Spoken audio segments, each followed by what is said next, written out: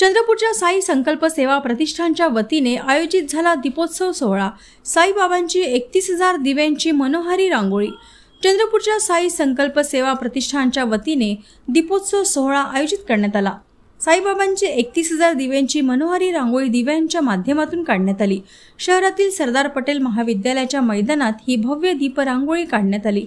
सर्वांच्या आयुष्यात अंधकार नाहीसा होत सुखाचे क्षण येण्यासाठी हा दीपोत्सव साजरा झाला।